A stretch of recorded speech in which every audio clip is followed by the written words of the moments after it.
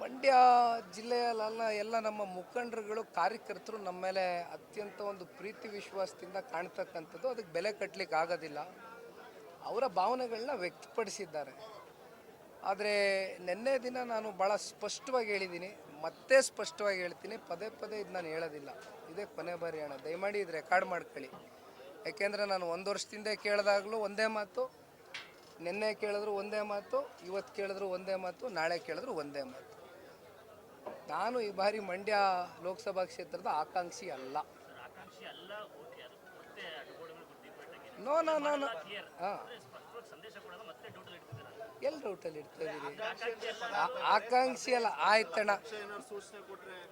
No no no ನನಗೆ ಒಬ್ಬ ಪಕ್ಷದ ಯುವ ಕಾರ್ಯಕರ್ತನಾಗಿ ಇವತ್ತು 28ಕ್ಕೆ 28 ಲೋಕಸಭಾ ಕ್ಷೇತ್ರಗಳು ನಮ್ಮ ರಾಜ್ಯದಲ್ಲಿ ಗೆಲುವು ಸಾಧಿಸಲಿಕ್ಕೆ ಜನತಾದಳ ಮತ್ತು BJP ನಾನು ಶ್ರಮ ವಹಿಸಬೇಕು ಅಂತಕ್ಕಂಥದ್ದು ಈಗಾಗಲೇ ನಿರ್ಧಾರ ಮಾಡಾಗಿದೆ. ನಾನು ಯಾವುದೇ ರೀತಿ ಯಾವ ಒತ್ತಡಕ್ಕೂ ಬಾಗೋದಿಲ್ಲ. ದಯಮಾಡಿ ಮಾಡೋದಿಲ್ಲ ಅಣ್ಣ, ಮಾಡೋದಿಲ್ಲ.